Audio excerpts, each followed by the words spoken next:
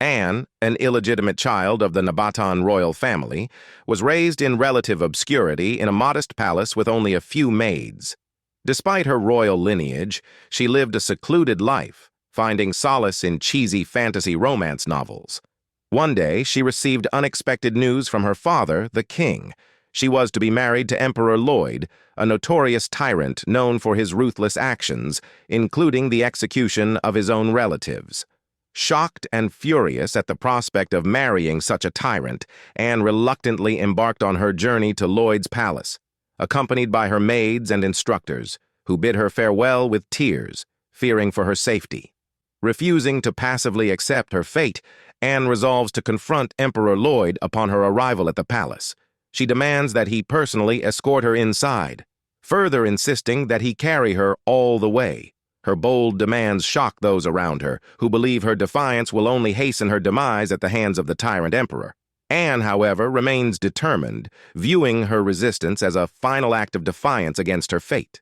As she waits in her carriage, contemplating her next move, Anne considers whether her actions will provoke the king enough to retaliate against Nabatan, ultimately embracing the role of a villainess in her own story.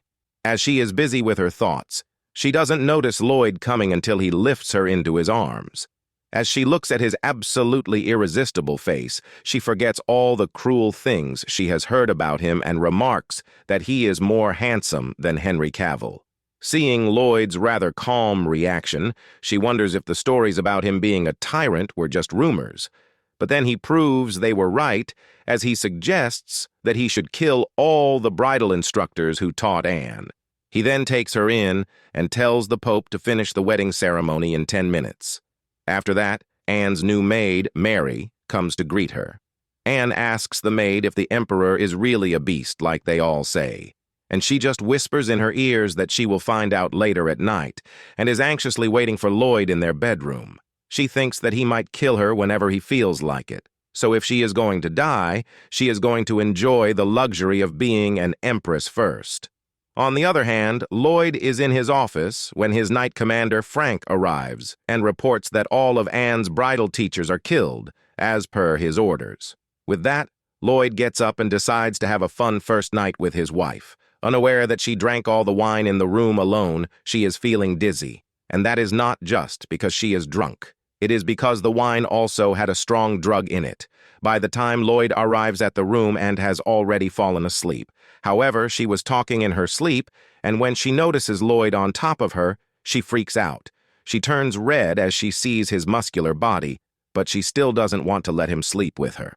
She accuses him of being a pervert who tried to drug her because he wasn't sure that she would sleep with him otherwise. Lloyd simply tells her that the drug was a truth serum and he wasn't planning to use it on her anyway. She is nervous, but the emperor decides to ignore everything and pins her to the bed to give her a night to remember. Soon, voices of pleasure start coming out of the room, and the maid Mary thinks that the emperor and empress must have let their guard down. Right now, she is actually an assassin sent after the empress. But as she enters the room, Lloyd throws a dagger at her heart instead. He was just giving Anne a massage because he had guessed that someone would try to ambush them. Anne is shocked to see all this unfold as she wonders why the maid was not after Lloyd's life, but hers. It seems Mary was not the only assassin, and Lloyd kills 3 more assassins in a matter of minutes without being fazed. Anne is terrified of him now and can't even dare to hold her head high in front of him anymore. However, he doesn't like her kneeling in front of him, so he lifts her up and places her on the bed. He just wants to talk with her, but after spending some time with her, he feels himself growing a fondness for her. Lloyd tells Anne that before her, there were other candidates to be his wives, but he killed them all for one reason or another, and he is still a virgin. However, he likes her and tells her that if she wants to survive in this palace, she must become a villainess, worthy of living with a tyrant. Anne asks how to do so, and Lloyd immediately falls to the bed with her on top of him, saying she can begin with this. The next morning, Anne wakes up without any clothes, and then takes a bath and thinks about last night, when Lloyd told her that her task was to become a villain and completely own him. He told her about his numerous enemies who want her to become his weakness. But instead of that, if she makes everyone believe that she is the bigger villain, they will leave both of them alone for some time. Anne was not sure about that, but Lloyd gave her no time to think as he started to make a move on her. Suddenly, Lloyd enters the bathroom without knocking and drapes a towel around her, and then Lloyd starts gently caressing her. He says he just came to check up on her, and then he says they should immediately start with their plan of making her the grand villainess. After that, Lloyd goes to his office, still lost in the thoughts of his wife.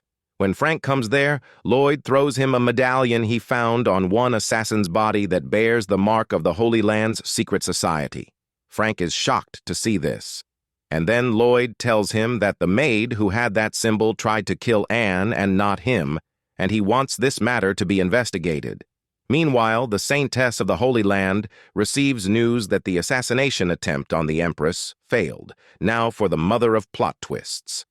It turns out that the Saintess is the author of the novel, and she got sent into the world of her novel and possessed the body of the Saintess Charlotte. According to her story, she was supposed to be in the body of Anne, who is the female lead of her story. Charlotte could not find a boyfriend in the real world, so she made Lloyd look like her dream man, and she wants him at all costs. However, since she is a saintess, she has to continuously pray while being stuck inside a barrier. Meanwhile, it is the day of Anne's first official appearance as the Empress, and everyone is smitten by her beauty as they see her. The nobles still think that she is not good enough to be their Empress. However, they are shocked when they see Anne making a move on Lloyd in front of everyone and treating him like he is the bottom in their relationship. No one can believe their eyes, and they think that it is some sort of mass hallucination. Lloyd then brings out all the jewels in his treasury, but Anne pretends to be bored by that. He then brings forth the legendary treasures of his family, which feature some of the most beautiful and valuable jewels in the world. No one can believe that he plans to give them all to Anne because they are worth more than the kingdom she came from. Lloyd gives her an emerald ring that was given by the King of Elves to the first emperor, but Anne simply throws it away, sending the entire crowd into panic mode. However, she just laughs, saying that the jewel was so small that it slipped from her finger.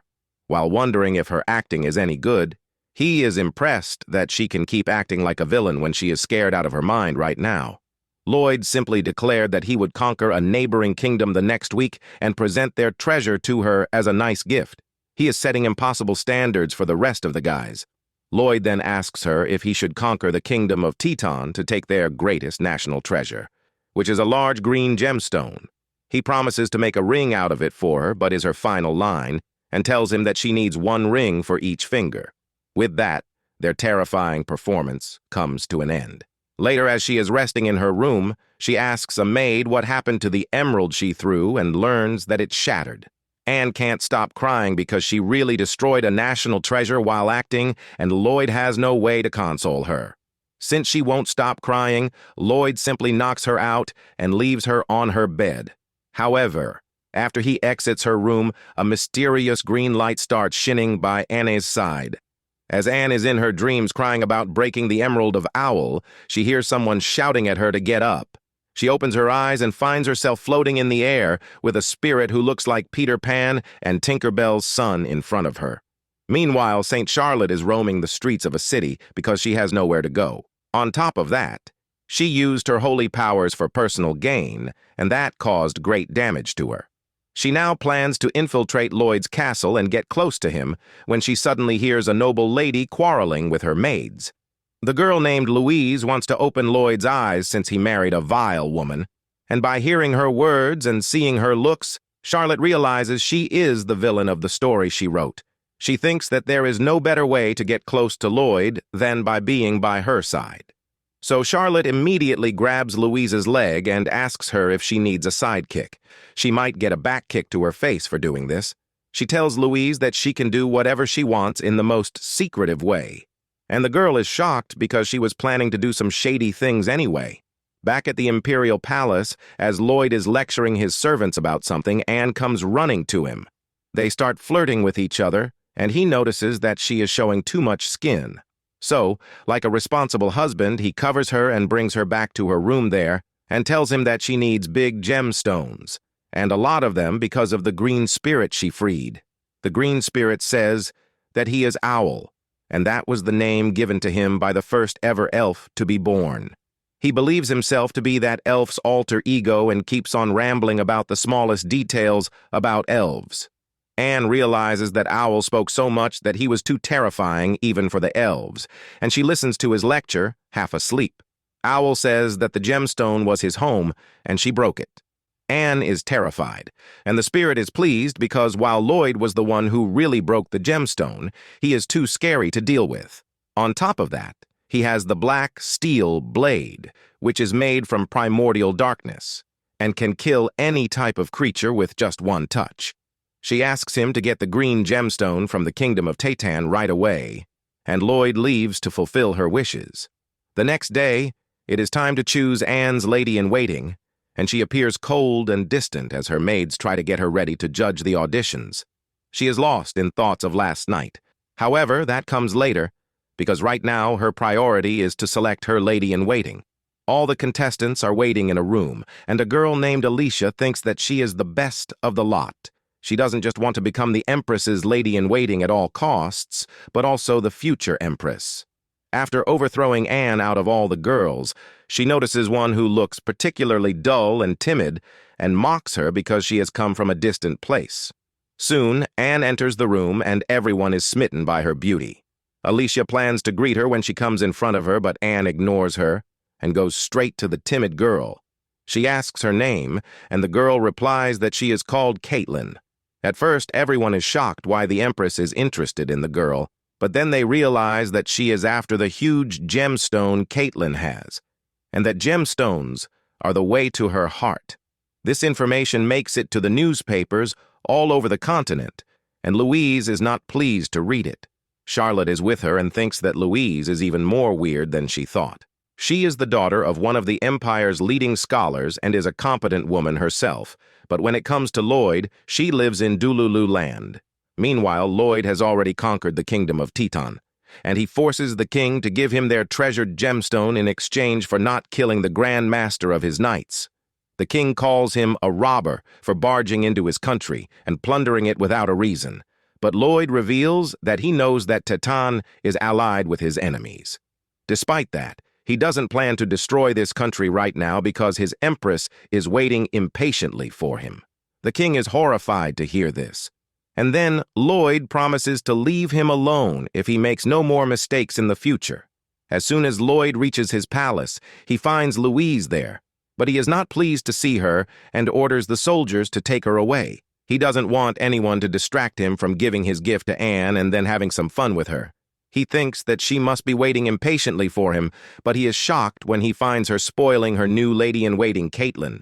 As Anne notices him, she is taken aback too. A few minutes before this, Caitlin was trying to sneak a parcel into Anne's room, but the guards stopped her for mandatory checking. However, Anne stepped up herself and said that she had ordered something special from the girl. The knights think that the villainess is trying to take away Caitlin's gemstones, but it turns out that they were only cheesy fantasy romance novels, and she was trying to feed her some strawberries in a non-erotic fashion. When Lloyd entered the room and freaked them out, he eats the strawberry out of Anne's hand before asking her, "What is going on here?" Anne quickly sends Caitlin away before asking her to bring more steamy romance novels. The next day, Lloyd remarks that the Empress seems really close with the lady-in-waiting, and Anne says that it is because Caitlin saved her from Al's rambling by offering her family gemstone. She complains that the spirit even said that Lloyd was impotent, but she realizes that she shouldn't have said that. Lloyd doesn't seem to take her words kindly either, and he immediately pins Anne to bed to show that his jewels work just fine.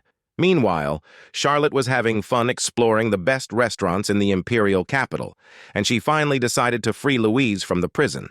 Louise is angry that she took her sweet time, but as Charlotte puts some sweets in her mouth, she is moved and says that Lloyd has changed. While she is insistent that he cannot love anyone other than her, Charlotte knows that the only reason Lloyd is kind to Louise is that her dad worked very hard to turn him back into a human when he was a monster.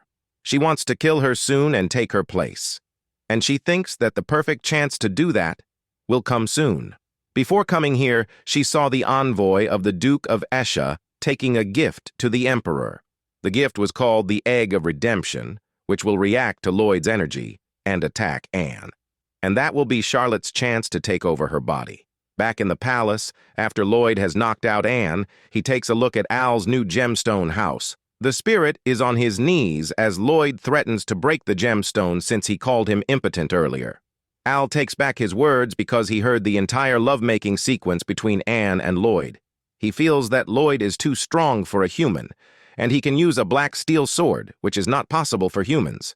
That reminds him of the only human who could do this. And he asks Lloyd if he drank the blood of Jugendorf by any chance. Lloyd's expressions tell Al that he is right, and he asks him how he can be fine after drinking Jugendorf's blood, because anyone who drinks it either becomes a monster or dies. Whenever Lloyd is not with her, he hears strange voices asking him to choose violence, but surprisingly, whenever he is with her, the voices go silent. The next day, Lloyd visits Anne, along with Frank, to explain another thing she needs to do, as the villainous Frank explains that the dukedom of Esha found a mysterious relic in an ancient ruin, and they are going to offer it to the emperor, and Anne's role is to become a villain and hurt the pride of the delegation. Anne knows that Esha is an ally of Lloyd, and it is said that he spent his childhood there. She wonders why he would want to hurt them when they have always supported him. Lloyd leaves after that, and Frank tells Anne more about her duties as the Empress. Later that day, Caitlin receives a letter from her mom, who tells her to get home immediately. Meanwhile, Anne is nervous about telling the delegation from Esha off, but Lloyd knows that she will be perfect once she starts acting. She really does that as soon as the delegation starts, and she insults Esha, saying that she hasn't even heard the name of that place before. She says that she has no interest in their gift if it is not a gemstone or fruit. And Lloyd also tells them to go away. Anne wonders why he is so impatient. And then she notices one person in the delegation who is really desperate. Lloyd had asked her to point out if she found anyone suspicious in the delegation, and Anne says that she found one. This is what the Emperor was waiting for, and he stabs the man just as Charlotte makes it to the scene. The man Lloyd just stabbed turns out to be Albert, the Lord of the Magic Tower, who was disguising himself with magic. Charlotte panics upon seeing him here because he is the second male lead who only appears in the second half of the story. Albert is not hurt even after being stabbed, and he says that he needed to show something to the Emperor. He opens the chest containing the egg of redemption, but it looks different to everyone. Charlotte knows this, and she also knows that the egg hatches into a different creature depending on who it touches. Albert says that he wants to see what will come out of the egg when someone with Jugendorf's blood touches it, and Lloyd strangles him before he can complete his sentence. In the meantime, the egg has started to float, and it leaps towards Lloyd and notices it.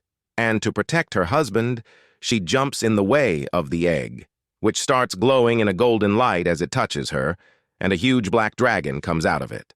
Everyone panics as the dragon roars, and Lloyd quickly moves to protect Anne.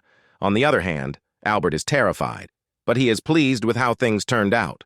Dragons went extinct long before the Jugendorf race, and he wonders how one could hatch by coming in contact with an illegitimate princess. Nevertheless, he thinks that he should capture the dragon to conduct experiments on it. But the dragon crushes him under his paw. The dragon understands human speech, and he is not happy that a mere human is trying to capture him. He looks at everyone and thinks that only Lloyd can harm him because he has inhuman blood and a black steel sword. He wants to defeat him and destroy any threat to him in the future. But then suddenly Charlotte shouts at the dragon, calling it a brat. He turns around and finds a strange energy coming from her. And then she demands to know what the final villain of the story is doing here. So suddenly she is upset because she never wrote about the dragon appearing here like this. Irritated by her strange rumblings, the dragon attacks her. But Frank swoops her away from danger, and Lloyd takes this chance to attack the distracted dragon. Despite taking a blow from the black steel sword, the dragon isn't injured, and in his frustration, Lloyd starts hearing the murderous voices again. He wants to unleash the monstrous power he is holding back when he notices the dragon heading towards Anne's lady-in-waiting. He doesn't want Caitlin to die in the crossfire if he unleashes Jugendorf's power and decides to face the dragon as a human. The dragon, Armin, charges his dragon breath to destroy anyone, but the panicked Caitlin punches him and breaks his bones. No one can believe what is happening until Frank tells Lloyd that Caitlin is the only daughter of Margrave Canish. A woman with monstrous strength and mastery of martial arts, Caitlin inherited her mother's strength and trained under her, making her one of the most dangerous humans in the world. While everyone is fighting, Anne has figured out a way to seal the dragon. A few minutes ago, as the guards were taking her to safety, she kept on wondering how a dragon could come out of the egg. She suddenly got an idea, ran to her room, and reached for one fantasy novel that Caitlin had brought called I Raised a Dragon One Day. She had read this book once in the past and wondered who the mysterious lady was who gave her the book. Charlotte wonders how she can solve this situation when Louise comes there and freaks out at seeing the dragon. She calls it a monster, but Armin doesn't like that and attacks her. Thankfully, Albert saves Louise while Frank was the one who stopped the dragon's attack. Anne arrives and she tells Lloyd to take him to the dragon immediately. While protecting her, Anne shows him the incantation to beat the dragon that is in the book, and Lloyd decides to trust her, despite how silly her idea sounds. He takes her to Armin, and as Anne recites the incantation, a magic circle appears over the dragon and he is tied in golden chains. Lloyd protects her from the debris as she keeps on chanting the spell, and she can even read a language she has no idea about. The dragon falls to the floor and apologizes to Anne, calling her mother because the way she thrashed him reminded him of his mom. Anne says she is not his mother, but Armin is certain that she has the power of his mother. The battle is finally over. And then Anne notices a cut on Lloyd's cheek. She moves to wipe it, but he tells her to keep her hands off him. So she does that and kisses his cheek to clean his wound instead. She claims that it is important to clean his wound and he can get mad at her later. Lloyd is stunned by her actions and pulls her closer, saying that he is not going to get mad at her. On the other hand, Charlotte thinks that she might die because of overusing her powers, and she doesn't want to die a virgin in this world either, so she crawls to the nearest handsome man she can find, who is Frank, and kisses him because that is as much as she can do before losing consciousness. A few days later, the dragon Armin has turned into a cute, plushy version of himself, and Frank and Caitlin are in charge of the interrogation. The dragon is still holding on to his pride, but one warning punch from Caitlin is enough to force him into submission. He says that he doesn't know about his dad, but his mom was a dragon lord who passed away in the Dark Ages. Lloyd and Anne are also there, and Armin's answers match what she has read in the book. However, the book suddenly disappeared after the fight with the dragon, and no copy has been found in any bookstore. On the other hand, Frank is worried about Charlotte, the mysterious girl who saved him, kissed him, and then vanished. Charlotte is still alive and well, and she is resting in Louise's home. Louise is really happy to see that she has finally gotten up from her coma, and she is treating her like her little sister. Charlotte plans to get away from her as soon as she is healthy. But when she finds that she doesn't have any divine power left, she decides to stay with Louise. Louise feels some strange emotions when being hugged by her, and while she thinks it is friendship, I think it is more she wants to hide Charlotte from everyone, especially from Frank. Moreover, Louise seems to have developed some feelings for Albert, who saved her, and now everyone has a love interest. Lloyd is in his office, and he tells Frank that he has heard stories about him being absent-minded and dreamy these days. Frank quickly changes the topic to Katrina, the princess of Aswan, who is going to visit them soon. He remarks that Katrina is known to bewitch men and even women with just a glance. And while her excuse is that she wants to see the dragon, it is clear that she plans to seduce the emperor. Soon after that, Katrina comes to the imperial court, and her magic immediately charms everyone except Lloyd. On the other hand, Anne is looking through the gifts Lloyd just gave her, and she is overwhelmed by them. One thing that catches her attention are the 120 rolls of Defiant silk, which was said to be made by spirits in the banquet hall. Katrina has charmed everyone, and Lloyd keeps looking at her necklace, which seems to be the source of her power, to figure it out. However, the ministers think that he is interested in her, and they remark that she is better than their current empress. Lloyd doesn't want to drag it out and calls Katrina to him. And as she flirts with him, Anna comes there wearing a revealing dress made of Defiant silk. The nobles are initially dissatisfied by her revealing clothing, but as they notice that it is Defiant silk, they realize that it isn't even a dress, and Anne just wrapped herself in a roll of Defiant silk without even cutting it. They think that the Empress is strange, but she rocks the style she chose. Anne then heads to Lloyd, and he realizes that he is screwed. Now she is in her full villainous act and says that he seems to be having fun while keeping her in the palace. She remarks that there is no chair for her hair, and Lloyd just smiles as he places her on his lap. Lloyd smiles at Anne, but she is not happy that he is acting so casual even after all that he has done to keep her away from the guests. To make him more uneasy, she slips her hand inside his shirt, and it works like a charm. Lloyd calls her by her name and asks what she is doing, and Anne says that if she didn't come here, he would be doing this with Katrina. Seeing her angry and jealous makes Lloyd happy for reasons he has not fully understood yet. Lloyd accepts her wishes and then takes her back to their room and commends her performance, but Anne tells him to stop messing with her. With tears in her eyes, she says that she feels terrible because he doesn't trust her fully. She is not upset that she has to act like the villain for his sake, even when she doesn't like it. But if he is going to hide things from her, she can't stay with him. She thinks that Lloyd will be mad at her for saying this, but instead he apologizes, and she wonders why he is apologizing to her. Then, however, she is not done with just an apology and asks Lloyd what exactly he is sorry for. He says that he was focused on ending things too quickly, and that is why he did not tell her anything and then made her act like a villain. He hugs her, saying that he won't do anything like this again, but that only makes her cry harder because she is relieved that his answer was better than what she expected. She is done crying after 2 hours, and Lloyd decides to take her somewhere to clear up all the misunderstandings between them. In her room, Katrina is throwing a tantrum like a 6-year-old, wondering why her magical necklace didn't work on Anne. However, she is not going to give up that easily, and she uses magic to find more about the Empress using a piece of Delphian silk from the dress she wore, but she finds nothing. Katrina declares that she won't give up and will steal the Emperor from the crazy blonde at any cost. Love the manhwa? Subscribe for more. Your support makes it all possible. Hit subscribe now!